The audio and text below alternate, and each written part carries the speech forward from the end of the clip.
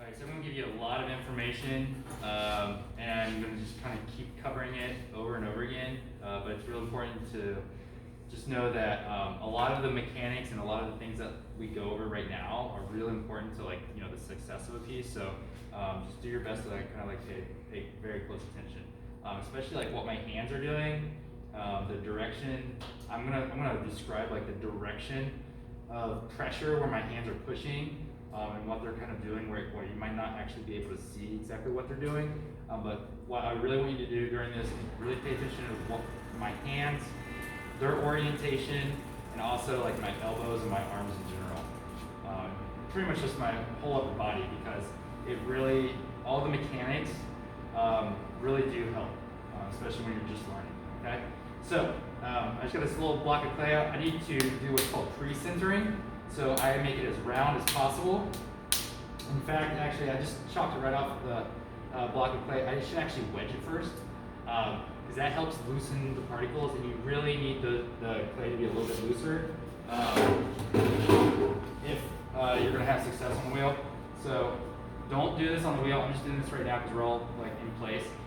We have a wedging table over there with canvas on it, or you can even wedge on any of our wooden tables. But make sure you wedge the clay at least like 10 to 20 times. And I like to pay attention to the direction that I'm wedging, because I'm going to actually use like this wider end. That'll be like the bottom, so the clay is already going in a direction, and it really does matter. And it really helps with the centering process. Okay. Alright, so just roll that over a little bit. I'm gonna make like a cone with it. And I told you guys to like make a ball, but paying attention to that the bottom, and I'm just gonna kind of like make a cone.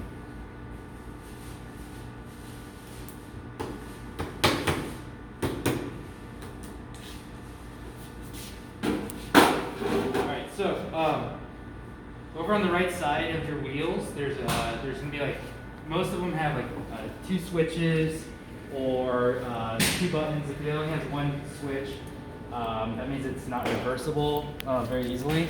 And there's one on-off switch, and then the other switch is the direction. If you're right-handed, you want the wheel spinning what's called forward. If you're left-handed, it should be in the reverse position. If you're right-handed, the wheel will spin counterclockwise. If you're left-handed, the wheel needs to spin clockwise. Okay, do we have any lefties? Okay. So everything I'm writing, so just make sure, just kind of follow along and do exactly as I say. If there's any lefties out there, you're going to be doing the opposite hands, and just be going the opposite direction, but basically the same motions. Okay. All right. So the first thing I'm going to do is turn my wheel on. I'm working on the back. You guys can just work right on the wheel head. You don't need that. And you want to make sure you just get it barely wet, so that way the clay will actually stick to it. So I just get my sponge and wring all the water out of it. Get a little damp. Just spin the wheel, just kind of clean the surface. Okay. I don't want any standing water. I really don't want this to be too wet. Just a little damp is great. If it's too wet, the clay is going to slide off of it, right? And you don't want that. So try to get as close to the middle as possible. And then from here, it gets a little more difficult. I've got signs up on a couple places. Monica, you might zoom in on one of these signs. It's called quafta. It's basically the steps that you need to take to make a successful piece. Quafta. You guys can all say that with me. Quafta. Quafta.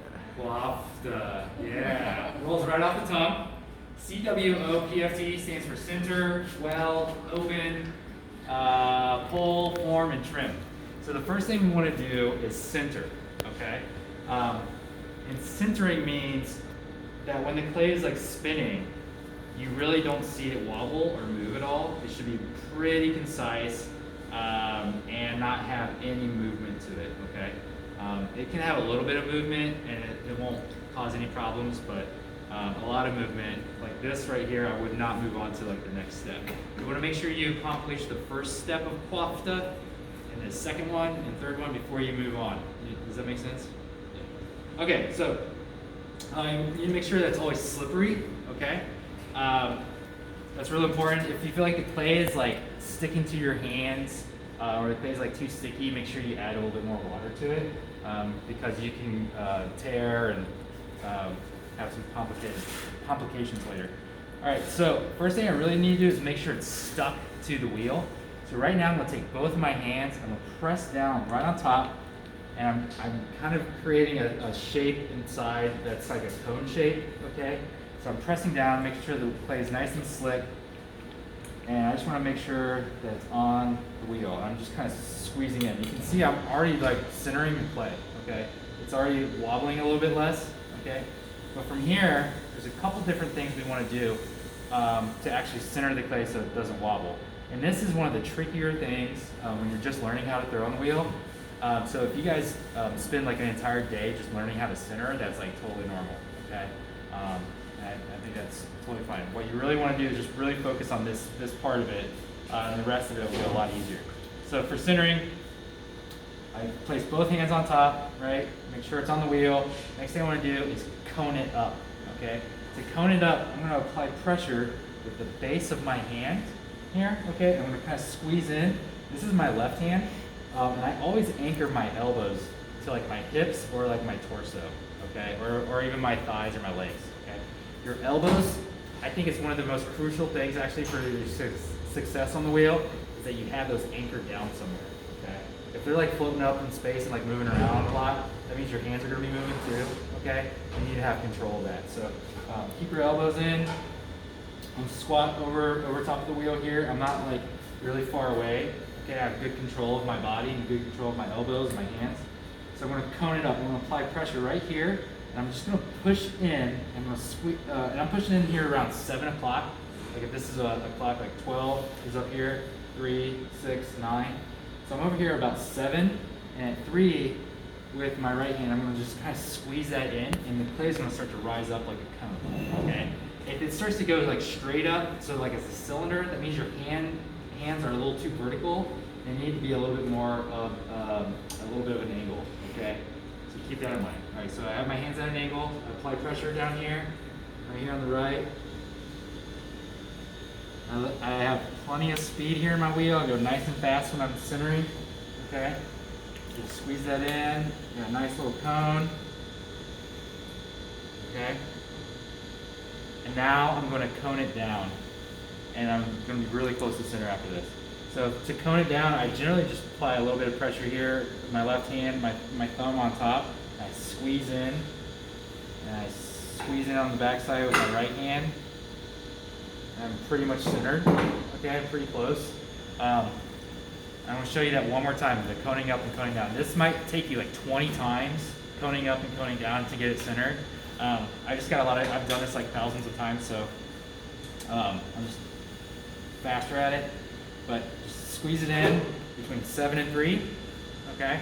Squeeze that in, and I go right back over on top of it with my thumb like that, okay? And you just repeat that over and over again until your piece is actually centered. So I'll do it one more time. I know I said one more time last time.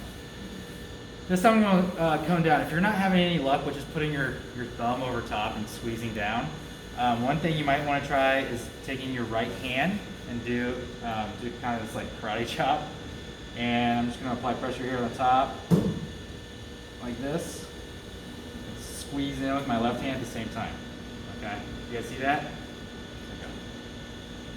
All of this stuff, by the way, you can just put that in your splash pan. This right here is called the splash pan.